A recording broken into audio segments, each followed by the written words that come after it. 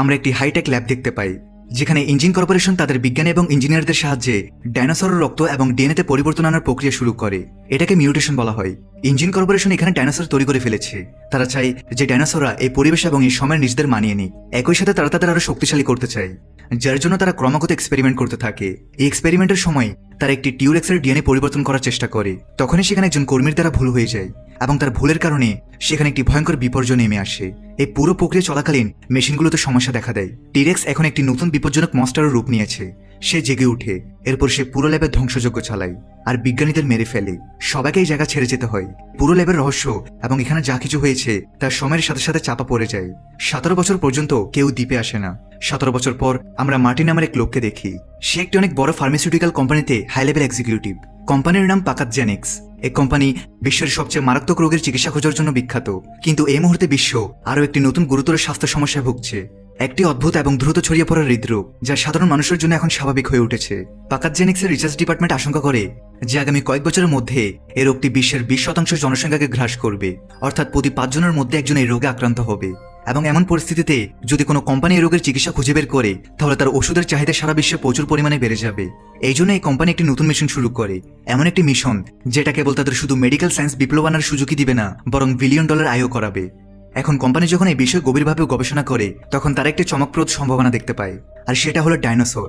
কারণ তাদের শরীর অনেক বড় এবং তাদের শরীর অনুযায়ী তাদের হার্টও হয় এবং এর চারপাশে মোটা মোটা মাংসপেশি থাকে, যেখান থেকে রক্ত সঞ্চালনের পুরো সিস্টেমটি পরিচালিত হয়।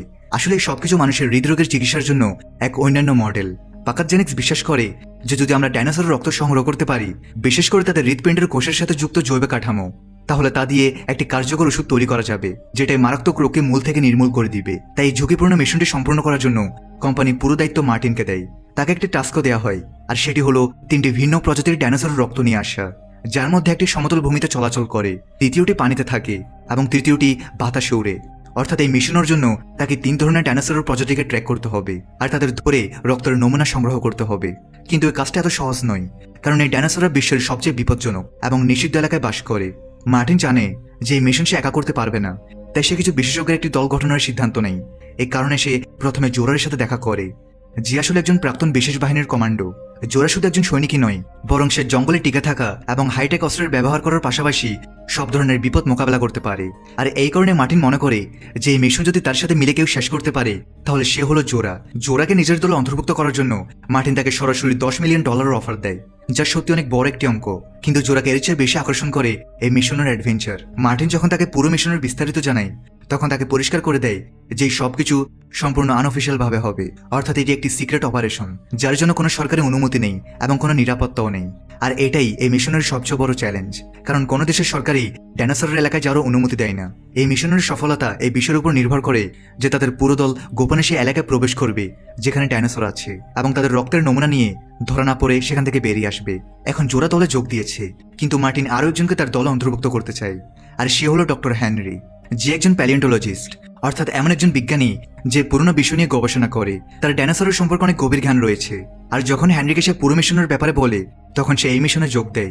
হেনরি জানায় তাদের যে 3 ডাইনোসর চাই, তাদের মধ্যে হচ্ছে মোসাসরাস, যে থাকে সমুদ্রে, তারপর হচ্ছে টাইটানোসরাস, যাকে আমরা পাবো মাটিতে, আর সর্বশেষ আকাশে পাবো আমরা ক্যাটজল কোয়াটলেস ডাইনোসরকে। এটা সবার বড় ডাইনোসর। এরা সবাই 100 বছরের উপরে বেঁচে থাকে। আসলে হেনরির টাকার কোনো লোভ নেই, বরং সে ডাইনোসরদের কাছ থেকে দেখতে চায়। কিন্তু এত বড় মিশনের জন্য 3 জন যথেষ্ট নয়। তাই জোরা তার আরো 2 জন সঙ্গীর সাথে মার্টিনের পরিচয় করিয়ে দেয়, যারা আগে জোরার সাথে কাজ করেছে। এদের মধ্যে একজন ফাইটার ববি এবং অন্যজন নেভিগেটর ডাঙ্কান। মার্টিন এই 2 জনকে তার দলে অন্তর্ভুক্ত করে নেই, এবং এখন এই পুরো দলে 5 জন সদস্য হয়েছে। ডাঙ্কানের কাছে তার বোট আছে, কিন্তু তারা সেই দ্বীপ থেকে রওনা হওয়ার আগেই ডাঙ্কান তার আরো 2 সঙ্গীকে ডেকে নেয়, যাদের মধ্যে একজন মেয়ে, যার নাম নিনা, সেও একজন ফাইটার, এবং অন্যজন একজন অভিজ্ঞ নাবিক। আর এখন এই 7 জন সে দ্বীপের দিকে এগিয়ে চলে। অন্যদিকে সমুদ্রে আমরা আরেকটি বোট দেখতে পাই, যেখানে রিউভেন, তার 2 মেয়ে এবং তার বড় মেয়ের বয়ফ্রেন্ড ছিল। আসলে তারা ঘুরতে ঘুরতে এক দ্বীপ থেকে অন্য দ্বীপের দিকে যেতে থাকে। তখনই তাদের বোটের সাথে কিছুর ধাক্কা লাগে এবং পানির উপরে একটি অত্যন্ত ভয়ঙ্কর প্রাণী উঠে আসে, যে আর কেউ নয়, বরং সে ভয়ঙ্কর মোসাসরাস। সে সামুদ্রিক ডাইনোসর, যার খোঁজে মার্টিন তার দল নিয়ে এখানে এসেছে। মোসাসারাস তাদের বোর্ডটি উল্টে দেয়। তারা দ্রুত সাঁতরে তাদের বোর্ডের উপর আশ্রয় নেয় এবং রেডিওর মাধ্যমে সাহায্যের জন্য মেসেজ দেয়। যে মেসেজটি মার্টিনের দল ডাঙ্কান পায়, সেই লোকেশন দেখে যা এখান থেকে 45 কিলোমিটার দূরে, সেই দ্বীপের কাছেই যেখানে তারা যাচ্ছে। কিন্তু যখন সে এই কথাটা মার্টিনকে জানায়, তখন মার্টিন বলে যে আগে আমাদের ডাইনোসর রক্তের নমুনা নিতে হবে, কারণ তা দিয়ে আমাদের পুরো বিশ্বকে বাঁচাতে হবে, এরপরে আমরা কারো সাহায্য করতে পারবো। কিন্তু ডাঙ্কান বলে যে তাদের সাহায্যের প্রয়োজন আছে, আমরা যদি সময়মতো সেখানে না পৌঁছাই তাহলে তাদের জীবন চলে যাবে। তাই সে তার বোটটি সেদিকে নিয়ে চলে, যেখানে সে দেখে যে রিউভেন, তার 2 মেয়ে এবং বড় মেয়ের বয়ফ্রেন্ড কখনো সাহায্যের জন্য অপেক্ষায় আছে। দ্রুত তারা সেখানে পৌঁছে যায় এবং তারা 4 জনই এদের বোটে চলে আসে। তারা জানায় যে সমুদ্রের নিচ থেকে অনেক বড় একটি প্রাণী বেরিয়ে এসেছে, যার ছবি বা ভিডিও আমরা আজ পর্যন্ত দেখিনি, আর সে আমাদের বোটটি উল্টে দিয়েছে। মার্টিন বুঝে যায় যে ওটা মোসাসারাস, সে পানির ডাইনোসর যার খোঁজে তারা এসেছে। আর তখনই তাদের বোটের কাছেও নড়াচড়া শুরু হয়ে যায় এবং হঠাৎ করে অনেকগুলো মোসাসারাস তাদের বোর্ডের খুব কাছে চলে আসে। তাই দলের সব সদস্য এই সুযোগের সদ্ব্যবহার করার জন্য প্রস্তুত হয়ে যায়। ডক্টর হেনরি আগে থেকেই একটি বিশেষ পরিকল্পনা করে রেখেছে। তিনি ডাইনোসরের রক্ত বের করার জন্য কিছু বিশেষ কন্টেনার তৈরি করেছেন, যা দেখতে বন্দুকের কার্তুজের মতো, কিন্তু আসলে এগুলো সুইয়ের মতো, যেটা ডাইনোসরের চামড়ায় ঢুকে রক্ত টেনে নেয়। এবং যেই মুহূর্তে কন্টেনার ভরে যাবে, সেগুলো বাতাসে উড়ে যাবে এবং সেখান থেকে একটি প্যারাশুট খুলবে আর তারা সেই কন্টেনারগুলো ধরে ফেলবে। এখন যেই মোসাসারাস বোটের কাছে আসে, জোরা দ্রুত বন্দুকের কন্টেনারটি ফায়ার করে আর কন্টেনারটি ডাইনোসরের শরীরে ঢুকে যায় আর রক্ত সংগ্রহ করে প্যারাশুটের সাহায্যে বাতাসে ভাসতে ভাসতে নিচে আসে। দলের সদস্য সেটিকে ধরে ফেলে এবং এভাবে তারা প্রথম ধাপ পার করে। তারা একটি ডাইনোসর রক্তের নমুনা পেয়ে গেছে, তাই তারা সবাই এখন খুব খুশি। কিন্তু শীঘ্রই তাদের সামনে একটি নতুন বিপদ আসে। এবার পানির নিচ থেকে অন্য এক ধরনের ডাইনোসর, যেটার নাম স্পাইনোসরাস, সেটা বোটের উপর হামলা করে। এরপর তাদের সাথে থাকা ববি তার উপর গুলি চালানো শুরু করে, যা তার অনেক বড় ভুল ছিল। আর এখন স্পাইনোসরাস তার দিকে আসে এবং সবার সামনে তাকে শেষ করে দেয়। আর তখনই তেরেসা পানিতে পড়ে যায়। তাকে বাঁচানোর জন্য জেভিয়ার ঝাঁপ দেয়, আর এটা দেখে সাথে রিউভেন তার মেয়ে ইসাবেলাকে নিয়ে পানিতে ঝাঁপ দেয়। তারা সবাই সাঁতরে কাছের দ্বীপে পৌঁছে যায়। অন্যদিকে ডাঙ্কান তার বোট সামলাতে থাকে। সে কোনোভাবে বোটটিকে তীরে নিয়ে আসে, কিন্তু বোটটি তীরে আসার সঙ্গে সঙ্গেই পাথরের সাথে ধাক্কা খায়। এই কারণে বোটে অনেক ক্ষতি হয়, কিন্তু তারা সবাই সুরক্ষিত থাকে। তারা তীরে পৌঁছে গেছে, কিন্তু তখনই আবার স্পাইনোসরাস তাদের উপর হামলা করে এবং তাদের সাথে থাকা নিনাকেও মেরে ফেলে। এবার তারা তাদের দলের 2 জনকে হারিয়েছে, আর এখন তাদের ফিরে যাওয়ার রাস্তাও বন্ধ হয়ে গেছে, কারণ তাদের কাছে যে বোটটি ছিল সেটাও ভেঙে গেছে। জোরা সবাইকে জানায় যে আমি আগে থেকেই একটি ব্যাকআপ প্ল্যান তৈরি করে রেখেছি। আমি আমার আরেকটি দলকে আগে থেকে বলে দিয়েছি যে পরদিন সকালে তারা হেলিকপ্টার নিয়ে দ্বীপের দিকে আসবে এবং যদি তারা কাউকে উঁচুতে দেখতে পায় তবে তাদের উদ্ধার করে নেবে। এর মানে হলো তাদের বাকি 2টি ডাইনোসর রক্তের নমুনা নেওয়ার পর উঁচু জায়গাতে চলে যেতে হবে, যাতে তাদের সবাইকে উদ্ধার করা যায়। ডাঙ্কান বলে যে আমি জানি হেলিকপ্টারের লোকেরা নিচে আসবে না, কারণ তারা জানে যে এই দ্বীপে অনেক বিপদ। তারা খুব অল্প সময়ের জন্য দ্বীপের আশেপাশে থাকবে, তাই আমাদের যত তাড়াতাড়ি সম্ভব কাজ শেষ করে উঁচু জায়গায় যেতে হবে, যাতে সবাইকে বাঁচানো যায়। কিন্তু তাদের সামনে আরও একটি সমস্যা ছিল, সেটা হলো রিউভেন আর তার 2 মেয়ে, যারা জেভিয়ারের সাথে এই দ্বীপে আটকা পড়েছে, কিন্তু অন্য একটি লোকেশনে। তারা সবাই তাকে বাঁচাতেও চায়, কিন্তু প্রথমে তাদের রক্তের নমুনা নিতে হবে, যার জন্য তারা জঙ্গলের ভেতরে যায়। সেখানে তারা অদ্ভুত অদ্ভুত জীবজন্তু দেখতে পায়, সাথে অনেক বিভিন্ন ধরনের ডাইনোসরও। কিন্তু তাদের খোঁজ সে বিশেষ টাইটানসরাসের, যার রক্তের নমুনা তাদের প্রয়োজন। এবং শীঘ্রই তাদের চোখের সামনে টাইটানসরাসের পুরো পাল চলে আসে। এটা দেখে তারা খুব খুশি হয় এবং আগের মতোই তারা চুপচাপ ডাইনোসরের কাছে যায়। অবশেষে তারা রক্তের নমুনা নিতে সফল হয়। কিন্তু এখন তাদের সামনে সবচেয়ে বড় চ্যালেঞ্জ হলো আকাশে উড়ন্ত ডাইনোসর, যার নাম কোয়েটজালকোয়াটলাস। তার রক্তের নমুনা প্রয়োজন, কিন্তু সে অত্যন্ত বিপজ্জনক। সে তার আশেপাশে কাউকে সহ্য করে না। তাই ডক্টর হেনরি বলে যে আমাদের তাদের ডিম পর্যন্ত পৌঁছানো উচিত। ডিম থেকে আমরা রক্তের নমুনা নিয়ে নিব, যাতে আমাদের মধ্যে কারো জীবনের ঝুঁকি না থাকে। সবার তার এই পরামর্শটি খুব ভালো লাগে। এরপর তারা উঁচু পাথরের উপর যায়, যেখানে সে উড়ন্ত ডাইনোসরের বাসা রয়েছে। সেখানে তারা ডিম পেয়ে যায়। ডক্টর হেনরি খুব সাবধানে তার ডিমটি তোলে এবং কন্টেনারের সাহায্যে তার রক্ত বের করে আনে। তাদের কাছে এখন 3টি ডাইনোসরের রক্তই আছে। এখন শুধু তাদের এখান থেকে বের হতে হবে।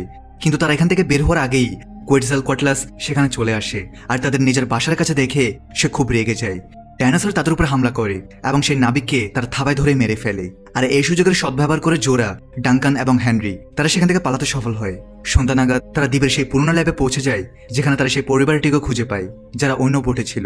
সবার মনে হয় যে এই জায়গাটি হয়তো কিছুটা নিরাপদ হবে, কিন্তু তারা ভেতর যেতেই বুঝতে পারে যে এলাকাটি আগে যতটা বিপজ্জনক ছিল এখন ততটাই বিপজ্জনক। এখানে এখন অনেক মিউটেড ডাইনোসর আছে, আর সেগুলো তাদের উপর আক্রমণ করে। কিন্তু ভাগ্যক্রমে তারা সবাই সেখান থেকে বেঁচে পালাতে সফল হয়। কিন্তু মার্টিন, যে এখন পর্যন্ত দলের লিডার ছিল, সে হঠাৎ করে বদলে যায়। যে মুহূর্তে সে নিশ্চিত হয় যে 3 রক্তের নমুনাই তার কাছে আছে, সে তার পকেট থেকে বন্দুক বের করে এবং পুরো দলের দিকে তাক করে। সে সবাইকে হুমকি দেয় যে এখন এই মিশন শুধু তার এবং যদি কেউ তার মাঝে আসে তবে সে তাকে মেরে ফেলবে।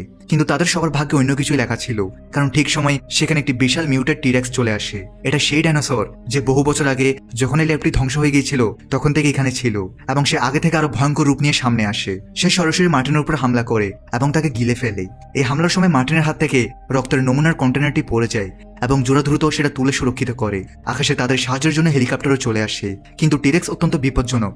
সে হেলিকপ্টারের শব্দ তাকে আকৃষ্ট করে আর সে হেলিকপ্টারটিকে তার চোয়ালে চেপে ধরে। এতে করে পাইলটের মৃত্যু হয়। তখনই তারা সেখানে একটি জাহাজ দেখতে পায় যেটা ইঞ্জিন কোম্পানি ব্যবহার করত। তারা দ্রুত সেই জাহাজে চড়ে যায়। অ্যানা সেটাকে স্টার্ট করে সেখান থেকে বের হওয়ার চেষ্টা করে, তবে টিরেক্স আবারও তাদের উপর হামলা করে দেয়। ডাঙ্কানের মনে পড়ে যে টিরেক্স আলোর দিকে আকৃষ্ট হয়, তাই সে একটি ফ্লেয়ার গান বের করে এবং নিজে জাহাজ থেকে দূরে গিয়ে সেটিকে চালিয়ে দেয়। এতে করে টিরেক্সের মনোযোগ অন্যদিকে চলে যায়। সে সেই আলোর দিকে পিছু নেয় যেটা ডাঙ্কানের হাতে আছে। নিজের জীবনের পরোয়া করে না, সে নিজের জীবন দিয়েই তার সঙ্গীদের বাঁচাতে চায়। যদিও জোড়া তাকে ফিরে আসতে বলে, কিন্তু সে বলে এটা করা জরুরি, না হয় সবাই মরবে, সাথে পৃথিবীর সবাই হৃদরোগে আক্রান্ত হয়ে পড়বে। এবার জাহাজটি ধীরে ধীরে দ্বীপ থেকে দূরে যেতে থাকে এবং তখনই ফ্লেয়ারের আলো নিভে যায়। জোরার মনে হয় যে ডাঙ্কান আর পৃথিবীতে নেই। টিরেক্স জঙ্গলের দিকে ফিরে যায়, কিন্তু কিছুক্ষণ পরেই আরেকটি ফ্লেয়ার আকাশে জ্বলে ওঠে এবং এটি এই সংকেত দেয় যে ডাঙ্কান এখনো বেঁচে আছে। জোরা খুব খুশি হয় এবং এখন জাহাজ ঘুরিয়ে সে সেদিকেই নিয়ে যায়, যেখানে সে ডাঙ্কানকে অক্ষত অবস্থায় পায়। এভাবে ডাঙ্কানের জীবন বেঁচে যায়। এখন তাদের কাছে সে 3টি ডাইনোসর রক্তের নমুনা আছে, তারা সে ভয়ঙ্কর দ্বীপ থেকে বেরিয়ে এসেছে। পথে ডক্টর হেনরি জোরাকে জানান যে মার্টিন এই রক্তের নমুনাগুলো একটি কোম্পানিতে দিতে যাচ্ছিল, যাতে তারা বিশ্বের সবচেয়ে দামি ওষুধ তৈরি করতে পারে। কিন্তু এমনটা করা ঠিক হবে না, কারণ এতে চিকিৎসা শুধু ধনীদের জন্যই সীমাবদ্ধ থাকবে। তাই হেনরি এবং জোরা মিলে এই সিদ্ধান্ত নেয় যে তারা এই রক্তের নমুনাগুলো বিভিন্ন কোম্পানিকে দিবে, যাতে সব কোম্পানির কাছেই সেই ভয়ঙ্কর রোগের চিকিৎসার ওষুধ থাকে। আর যখন অনেক কোম্পানির কাছে ওষুধ থাকবে তখন বাজারে এর দামও অনেক কমবে আর প্রত্যেক মানুষ হৃদরোগ থেকে মুক্তি পাবে। আর এর সাথে এই মুভিও এখানেই শেষ হয়।